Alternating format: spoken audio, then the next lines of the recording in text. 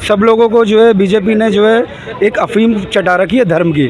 तो ये लोग कावड़ लेने चले जाएंगे, तो बीजेपी को जिताने वाले ये काफ़ी सारे ओबीसी के लोग हैं। तो इन लोगों को ही जागरूक करना है कि बीजेपी हमारा जो प्रतिनिधित्व है उसको खा रही है। तो उसके लिए जातिगत जनगणना कराना बहुत ज़रूरी है, जिसकी वजह से हमें एक फिगर पता चलेगा। और अगर हम फिगर पता चलेगा तो हमारा संविधान बोलता है, आर्टिकल 15 और आर्टिकल 16 में एडिक्वेट रिप्रेजेंटेशन की बात करता है। तो हमें प्रॉपर जो है प्रतिनिधित्व चाहिए, रिप्रेजेंटेशन की हम लोग मांग कर रहे हैं, सामाजिक न्याय की मांग कर रहे हैं। और सभी पार्टियां तो जितने भी जैसे आरजेडी है, सपा है, बसपा, सब तो यही बात करती है सामाजिक न्याय की। नहीं, सामाजिक न्याय की बात करते हैं, लेकिन सर ये लोग जो है राजनीतिक पार्टियां, ये सिर्फ जो है वोट लेते हैं और उसके बाद फिर अपने मुद्दे को भूल जाते हैं। मुझे बड़ा दुख के साथ कहना पड़ रहा है, जो सामाजिक न्याय की भूमि थी, चाहे उत्तर प्रदेश हो चाहे बिहार हो, वहाँ के जो बड़े बड़े जो राजनेता हैं, चाहे अखिलेश यादव हो चाहे तेजस्वी यादव हो, ये लोग सिर्फ एसी रूम में बैठ के ट्वीट कर देते हैं और उसके बाद सामाजिक न्याय की आवाज़ को ये भूल गए हैं।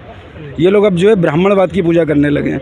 अगर कोई ब्राह्मण जो है मर जाते हैं तो वहाँ लोग ये चले जाते हैं, लेकिन एक यादव की हत्या हो जाती है उत्तर प्रदेश में तो वहाँ पे ये लोग बाहर। सवाल यही है कि ऐसे अभी आपने देखा हो कई सारी ऐसी घटनाएं होती हैं, जब सवर्ण समाज के साथ अगर होता है तो अखिलेश यादव जी जाते हैं, तुरंत जाते हैं।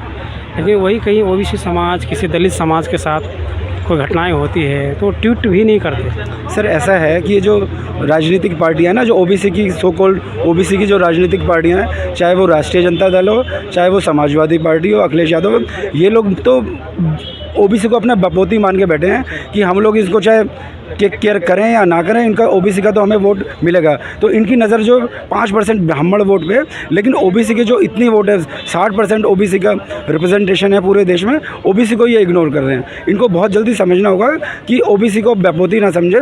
ओबीसी तभी साथ आएगा जो उनकी आवाज़ को उठाएगा, जो सामाजिक न्याय की आवाज़। आप दिल्ली से हैं? हाँ सर। दिल्ली के अंदर आम आदमी पार्टी की सरकार है, अभी तो ओबीसी, एससी, एसटी इन्हीं की वोट लिया था।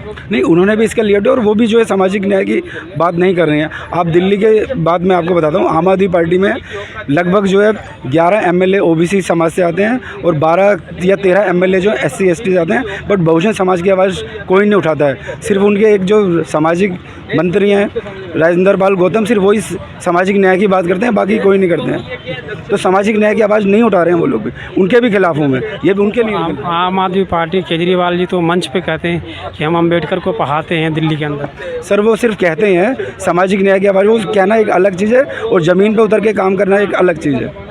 तो सामाजिक न्याय की आवाज़ तो वो भी नहीं उठा रहे। मैं आपको दिल्ली का ही बताता हूँ, दिल्ली के जो ओबीसी के बच्चे हैं वो अपना ओबीसी का सर्टिफिकेट तक नहीं बनवा पा रहे हैं। हम लोग और मैंने इवन दिल्ली का जो ओबीसी कमीशन है वहाँ पे कई बार हम लोगों ने कंप्लेंट किया है कि दिल्ली में 1993 से पहले का रेजिडेंशियल प्रूफ मांगते हैं ओबीसी सर्टिफिकेट बनाने के लिए, जबकि 2015 में यही दिल्ली सरकार जो आम आदमी पार्टी की सरकार है, इन्होंने प्रॉमिस किया था कि हम लोग ये जो रिक्वायरमेंट है डोमिसाइल की जो रिक्वायरमेंट है इसको हटा देंगे, लेकिन उसके बाद तक अभी तक ही नहीं हटाया गया। ये सिर्फ ओबीसी के साथ है, एससी एसटी के साथ भी हो रहा है? नहीं सर, ये बिल्कुल एससी एसटी के साथ नहीं है, ये सिर्फ ओबीसी के साथ है। जो अब आप मुझे बताइए, जो बच्चा 1993 में यहाँ पे पैदा हुआ है, उसने सारी शिक्षा यहाँ पे ली है और यहाँ पे वो किराए पे रह रहा है, आप ये बताइए उसको जो है ओबीसी का रिजर्वेशन नहीं, उसका ओबीसी का सर्टिफिकेट नहीं बन रहा। लेकिन कई लोग तो फर्जी सर्टिफिकेट बनवा लेते हैं ना। नहीं सर, फर्जी से सर्टिफिकेट बनवा लेते हैं, लेकिन उनको फिर परेशानी होती है जिस समय वेरिफिकेशन होता है। समाज में जो सोशल, सामाजिक और जो आर्थिक जो विषमताएं हैं देश में, सामाजिक और आर्थिक विषमताओं को हमें कम करना है। एक व्यक्ति 1 घंटे में 1000 करोड़ कमाता है, एक व्यक्ति 1 घंटे में 1000 करोड़ कमाता है और दूसरा व्यक्ति जो है नौकरी के लिए एक टाइम की उसको रोटी नहीं मिलती। तो ये जो आर्थिक विषमताएं हैं इसको हमें मिनिमाइज़ करना है। और दूसरा जो पॉइंट है सामाजिक न्याय का, वो ये कि देश के जो रिसोर्सेज हैं उसको हमें इक्वली डिस्ट्रीब्यूट करना है।